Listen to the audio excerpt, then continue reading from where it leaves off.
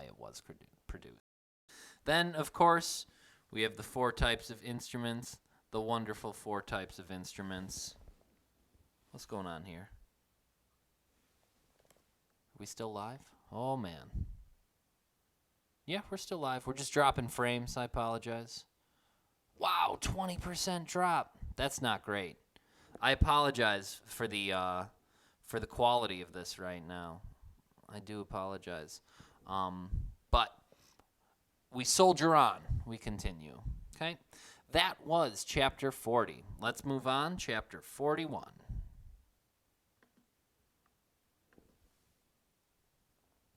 So, chapter 41, we're going to talk about the folk music of Europe and the Americas. That one's a pretty easy one, right? Pretty easy one to take care of. We're more familiar with it than other things that we might be dealing with. So, let's just make sure that we're doing everything right with this one. Okay, sorry, just checking again.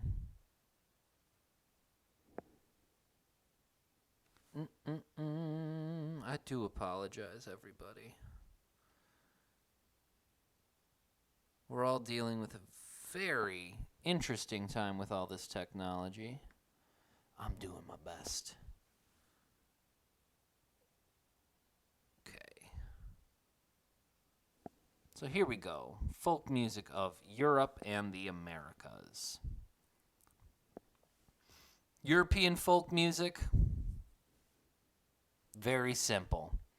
We have melodies that are usually either major, minor, pentatonic, or done in the modes. Remember, the modes were those early sorts of key structure systems that existed, right? The harmony, almost always 1, 4, and 5.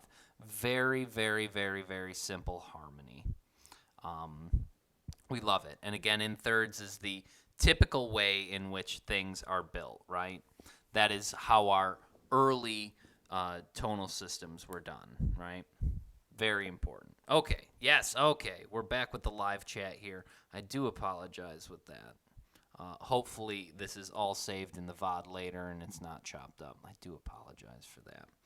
Timbre for these is often very simple. A lot of times it'll be a piano. A lot of times it'll be a guitar. For a lot of this folk or ethnic music, it has guitar accompaniment or something like that. And the accompaniment is very simple. Oftentimes in the European and American folk music, it's supposed to be vocal music. We're singing ballads and things like that. So the focus is on the singing voice and what the voice is saying, not on the instruments. Rhythm, very simple. Again, homophonic texture to focus on the singing voice. The form is strophic. If we remember, strophic was we repeat music, but we change the words, right? Doing the strophic style is very simple because, again, it keeps the same repetitive music and puts that focus on the changing lyrics of the singing voice. And, of course, we have the ballad, which is often a strophic form as well. It's just sort of the style of delivery and subject matter, right? Subject matter itself is usually about home, right? There are a lot of songs, particularly Irish folk music, which focuses on the beauty of Ireland, right? European folk music. The United Kingdom, a lot of that is love songs focusing on My Bonnie Lass. Oh, yes. That is, of course, an important part of it. Love ballads. But subject matter is often about your home country, about your family, or about a loved one, a romantic interest. American folk music, much is the same. Of course, we had many different cultural groups in America creating things, but we have the English tradition of work songs and occupational songs. Of course, there's dance music that gets created later on. Again, getting into the rock era, that's something that's really interesting to talk about because technically rock music is a brand of American folk music. And, of course, for self-expression, that's what the blues. Blues is also an American folk tradition. So let's listen to this. What do we got here? We have Pete Seeger and a traditional song, Barbara Allen. Notice the strophic form, notice the focus on the singing voice, and notice how the accompaniment plays into this.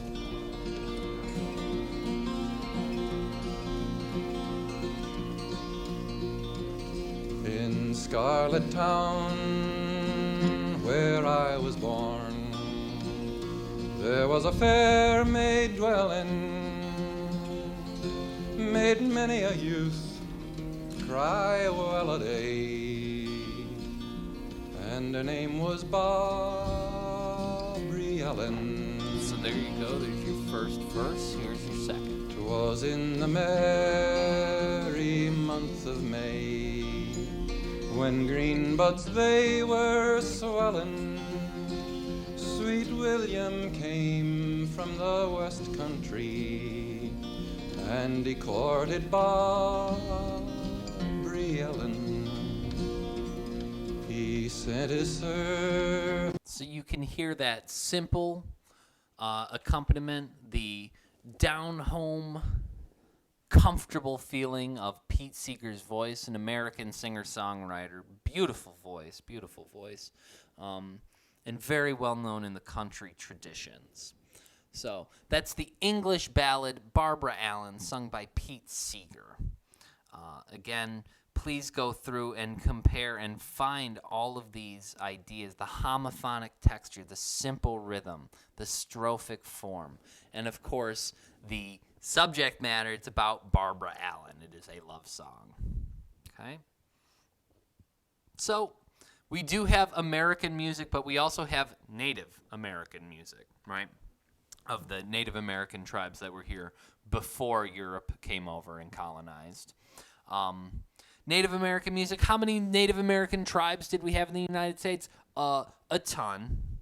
And so the music of each of these tribes is going to be different. It's impossible to have a unified idea of these traditions because there were so many tribes and so much of it was different. Of course, we've all seen the stereotypical powwow and the dancing circle of this music. The truth is not that far off of the media representation of it. However, it is worth looking into an authentic Native American ceremony. They're always very open about their culture and happy to share with you. So if you ever see a Native American festival going on, definitely check it out. They actually play this game called Fireball, where they take this big ball and like soak it in tallow and stuff, and then they light it on fire, and then they play essentially a game of rugby with a flaming ball. So, right? Why should we learn about other cultures? Because we can learn about the sports they play with objects that are on fire. Yeah, I'm sold. So check some of that out. Instruments, a lot of drums. A lot of drums are used in the Native American music, and a lot of recorders or flutes, wood flutes, often thought to have special shamanistic healing properties to them, right? And again, that's music which has a purpose.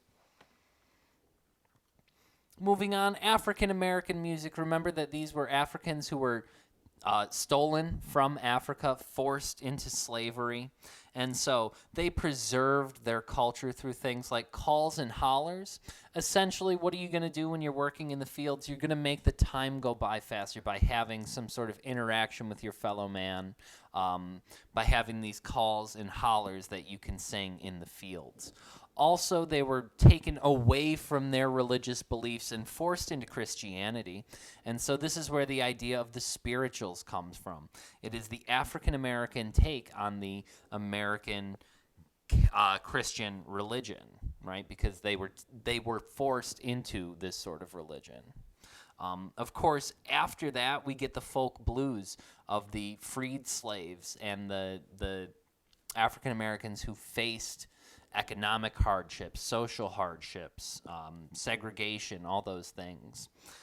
Of course, the calls and the hollers turn into what are called work songs, which are sometimes done nowadays, much less so nowadays than they were back in the 40s and 50s, but essentially songs in which to work by, very similar to the way the calls and hollers functioned. And instruments were often whatever they could get their hands on. A lot of times, particularly we talked about with the blues religion, we go to the guitar. Um, Again, the guitar is just a really great folk instrument for its timbral and dynamic possibilities. 6 strings, lots of chords, and it can be learned to play without a lot of music education. A lot can be figured out by themselves. Moving on, Latin American music. Of course, it has to do with the Spanish heritage. But of course, there is so much that goes into Latin American music, right? Brazilian music is different than Chilean music, is different than Cuban music, is different than Jamaican music. But when we talk about the core of Latin America, essentially we're dealing with groups that were Spanish or Native American or African American. And so these 3 subgroups, these 3 cultural subgroups, are indicative of those cultures intertwining and mixing. It's like the Creole culture, right? The Creole, which is down in Louisiana, right? It's a blend of French and a couple other things. So Latin American music, often the melodies are in a very narrow range. The music often moves in parallel thirds. It's a big no-no of classical music, but folk music, we don't care. We do what we want, right? And instruments, we have the typical mariachi band. If you've ever been to any Mexican restaurant ever, you're going to hear this typical mariachi music. Let's listen to it.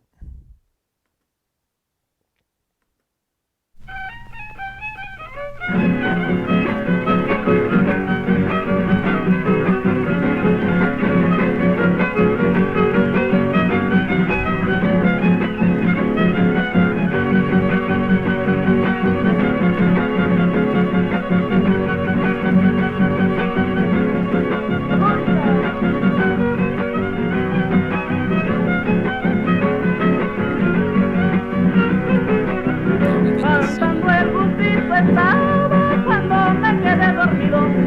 me quedé dormido, cantando el busito estaba. Ay la la la, ay la la la, ay la la la, ay la la la. Mi mamá me despertaba, yo me hacía desentendido para ver si me dejaba cada día contigo.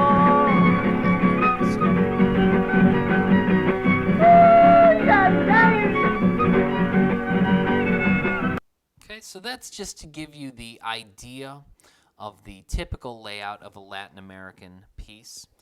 Again, if you think about the sort of mariachi music, that's a good start. You think about the guitars, the violins, you think about the trumpets, you think about that singing style. Again, these are all good characteristics of Latin American music. Sounds like every song on my dad's playlist. That must be a very exciting household. So, in summary, we talked about European and American folk music. With American, it gets a little more complicated with Native American and African American music, and then the generalities of Latin American music. Moving on. Music of Africa and the Middle East. So, when we talk about African music, it's often interrelated with language. A lot of times, the different timbres, the different pitches of the drums is meant to represent the speaking patterns of the human voice. Particularly the luna, or what's often referred to as the talking drum, where you adjust the pressure and the pitch of it by the head, that is specifically meant to imitate the speech patterns of humans. Another part about African music, it's often associated with dancing. There is no word for music and dance in African languages. Often they are all one word, right? There is no differentiation of music and dancing. There cannot be music without dancing. There cannot be dancing without music. That's just sort of a generality of African music. There are polyrhythms, as we discussed earlier in the semester. I believe that was some of the very first chapters we used African folk music as a way to demonstrate polyrhythms. Remember, polyrhythms are just two rhythms which are happening simultaneously. And again, like most folk music, improvisation is an important aspect of African music. Oh, no. Oh, I believe in you. Okay. No, it's okay. This one will be fine.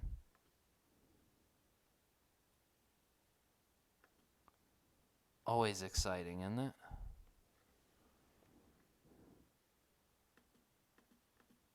Ooh, that was a thing. Again, apologies. We are just having issues, aren't we?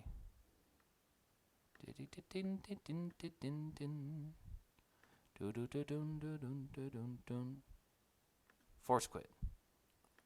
Perfect. It's okay. We're back in there.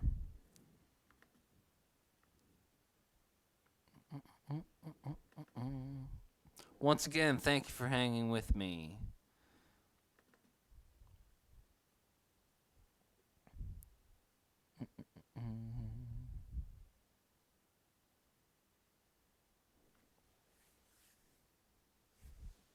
Watch me while we wait. It's a really bad robot, but it's okay. At least you're here enjoying this. Discard.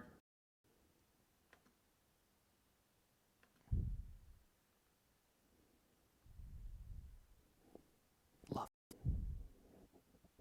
Power of technology. As we were saying, African music itself is also extremely functional. It always has a purpose, even if that purpose is just for entertainment, for dancing, right? But no piece of traditional African music just exists, right? It always has a purpose. It's for a wedding or a funeral or a good harvest or wishing people a good day. It's always functional. A lot of times it is in this call and response form. We see that in blues music, like everywhere, right? Where do you think that call and response idea came from? It came from the traditional African folk music. They often had interesting beliefs about their instruments. My favorite story is I own this instrument called the geel. The geel is a West African xylophone, and the xylophone itself was given to a human who wandered into the forest and found a pixie. And the magical pixie taught this man